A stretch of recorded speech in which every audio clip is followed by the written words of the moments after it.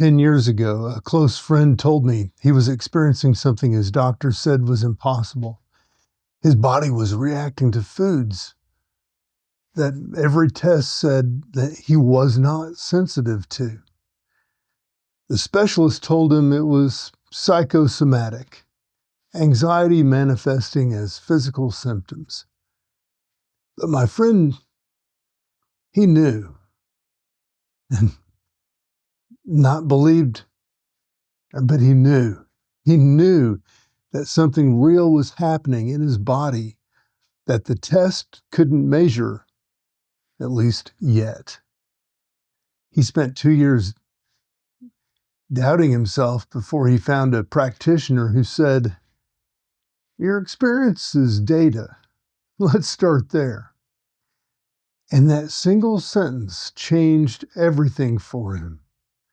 Not because it solved the problem immediately, but because it gave him permission to trust what he was directly perceiving. I'm Mark Roach. This is Transcendent. I've spent decades inside systems, corporate, financial, institutional, that train you to doubt your own perception when it conflicts with the official narratives. And I've learned that your ability to trust what you see and feel, even when you're told that you're seeing or feeling something that really isn't there or your interpretation is wrong, well, this is one of the most essential skills for staying human in a world that's designed to make you doubt yourself. Today, we're exploring something critical: how to trust your own perception when you're bombarded with manufactured narratives, replicas of reality, and information designed to overwhelm your nervous system faster than you can process what's actually true. By the end of this video, hopefully, you'll understand 3 things. First, why the systems that tell you to trust external authority over your own direct experience have a vested interest in your doubt. Second, how to distinguish between authentic perception and manufactured narrative when both use the same language. And third, what it actually means to develop the kind of discernment that lets you to navigate a world where truth and simulation are increasingly hard to tell apart. This comes from my own experience in systems that rewarded conformity and punished people who saw what they weren't supposed to see, or it wasn't supposed to be visible. From watching brilliant people gaslight themselves into accepting narratives that contradicted their direct experience, and from novels I've written, 25 book series exploring exactly these dynamics at levels of consciousness evolution itself. Let me start with what's actually happening. We're living through something unprecedented. The volume of information hitting your nervous system every day has increased exponentially, while your biological capacity to process that information has remained exactly the same as it was maybe 10,000 years ago. You have a hunter-gatherer nervous system trying to navigate an information ecosystem that's evolving faster than human neurology can adapt. And here's what makes this particularly dangerous. The people manufacturing narratives have gotten sophisticated. They're not just lying anymore. They're using the capacity of authenticity, of authentic language, transparency, lived experience, scientific evidence, community consensus to package stories that serve interest that you can't see. In my novel series, there's a moment when consciousness native children start school, and teachers tell them what they're directly perceiving: dimensional structures, consciousness entities, capacities that fall outside conventional frameworks. Well, they were told that those were evidence of psychiatric pathology. The authorities aren't being malicious. They're just they believe that perception outside the consensus rarely, or of that consensus reality, indicates delusion. But here's the thing, the children are perceiving accurately. The authorities have simply never developed the capacity to see what the children see naturally.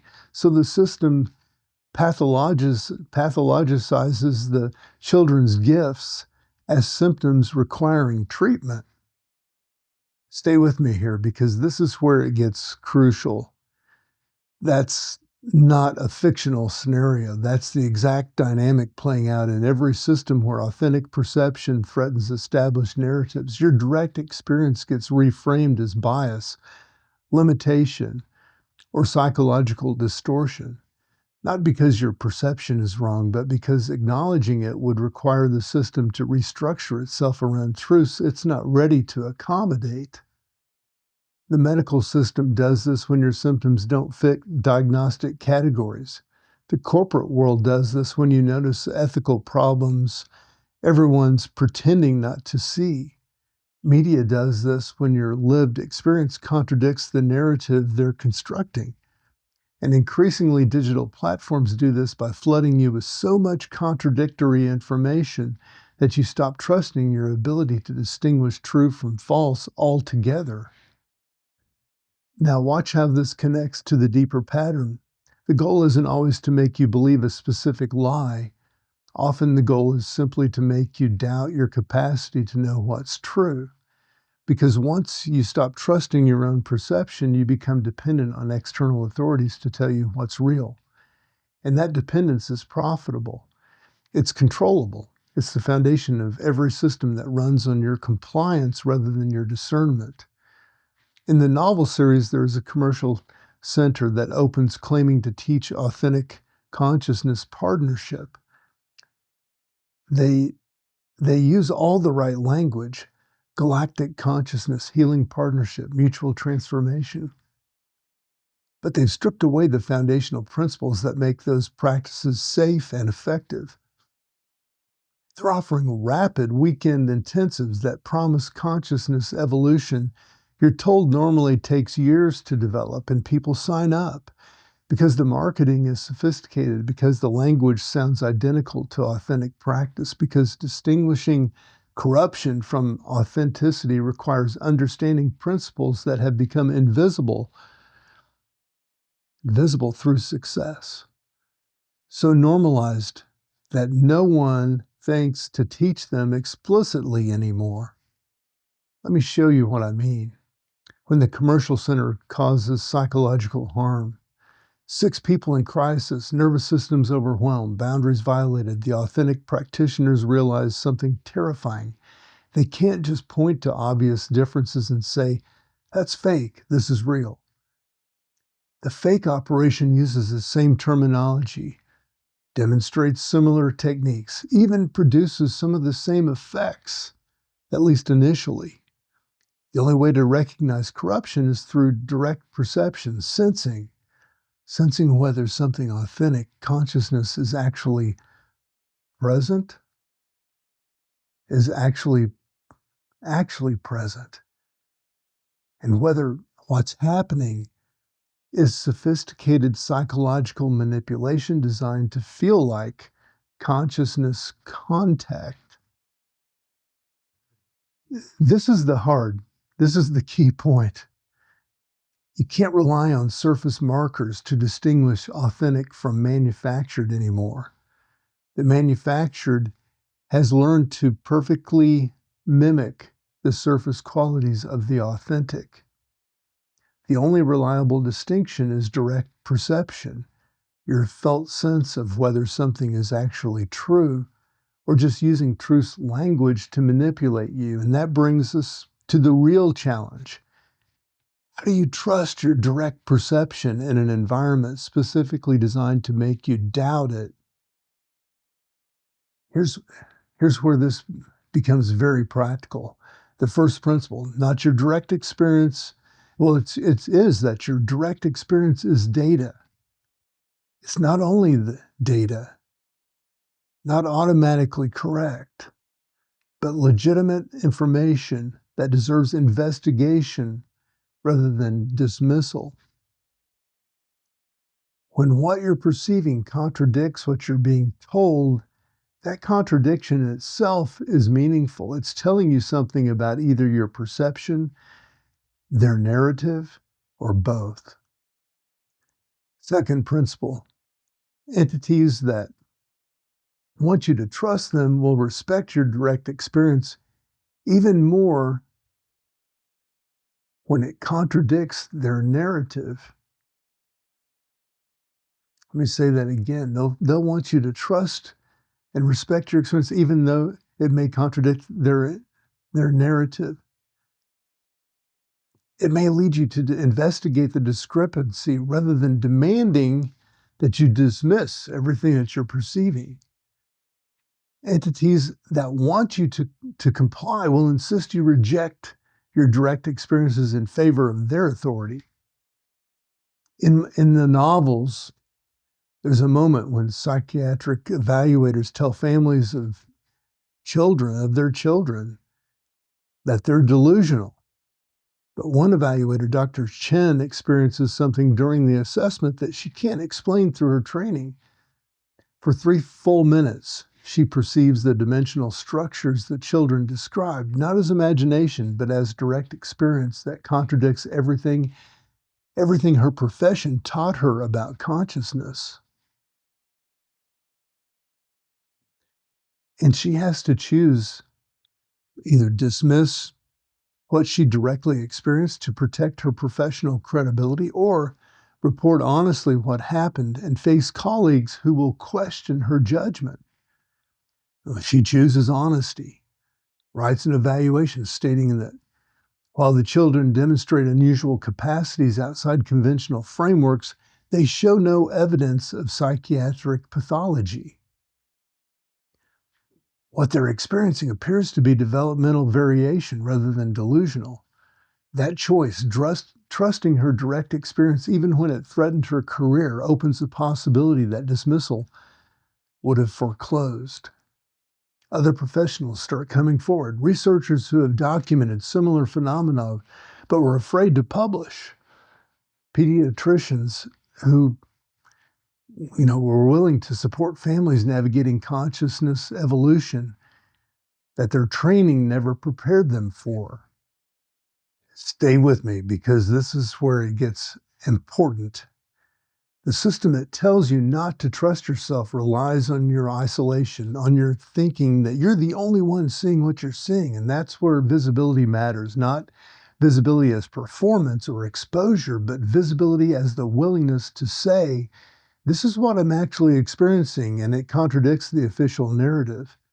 When you do that, when you trust what you see and speak it clearly, you give others the permission to also trust what they're seeing too. You break the isolation that makes gaslighting effective. You create contradictions where authentic perception can be compared, tested, refined through multiple perspectives rather than dismissed because it contradicts authority. The third principle, developing discernment is different from developing certainty. Discernment means getting better at distinguishing authentic from manufactured, at sensing when someone's off, even if you can't articulate exactly why. Certainty means being so sure that you're right that you stop investigating. The people who navigate manufactured realities most effectively aren't the ones who are certain about everything. They're the ones who developed the capacity to sense authenticity, to detect when language is being used to manipulate rather than illuminate, to trust their perception enough to investigate without needing to be absolutely certain before they act. Fourth principle, your nervous system is giving you information faster than your conscious mind can process.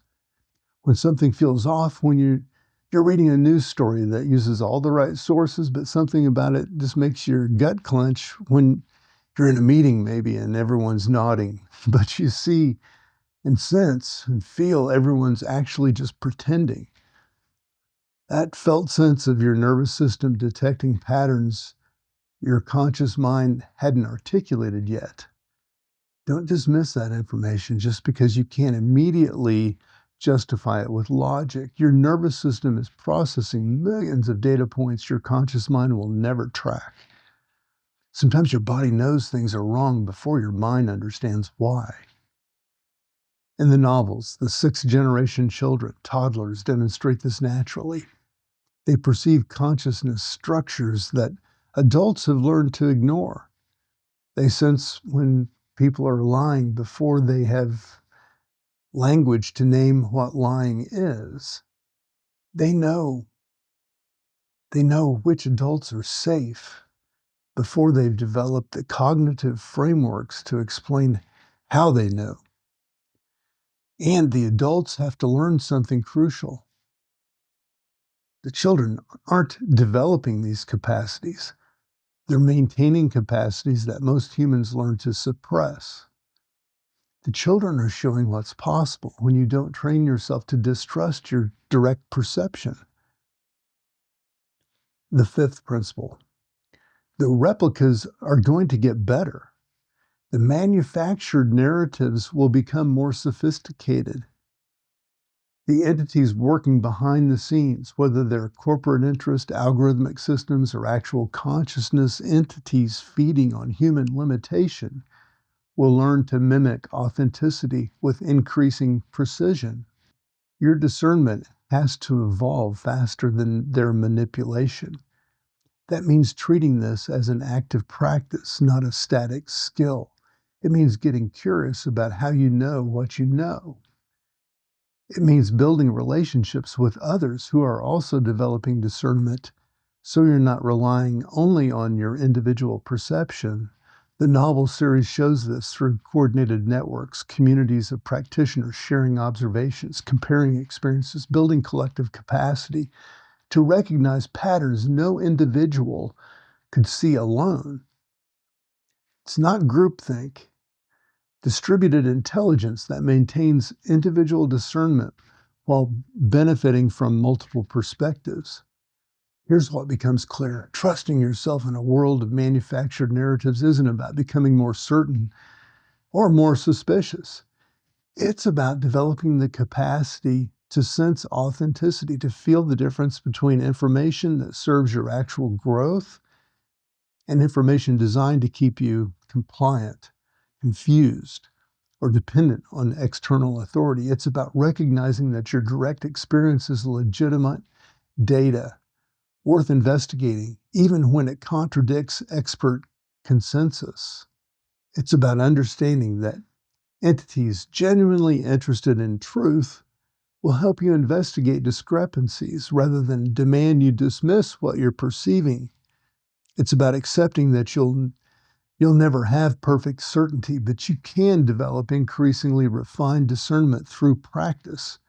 And it's about breaking isolation, finding others who are also navigating the gap between what they see and what they're told or feel.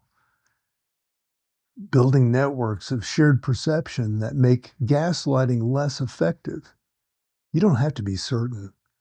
You just have to be willing to trust what you see enough to investigate it, to treat your perception as valuable information rather than bias to be overcome, to develop the kind of discernment that gets stronger the more sophisticated the manipulation becomes. If you recognize that you've been trained to doubt yourself more than you doubt official narratives, let's work on rebuilding that trust in your direct perception. I work with people navigating exactly this territory, learning to distinguish authentic from manufactured, developing discernment from something that serves them rather than the systems that profit from their confusion. I'm Mark Roach, and this is Transcendent, wishing you all the best. The systems that tell you not to trust yourself need your doubt more than you need their certainty.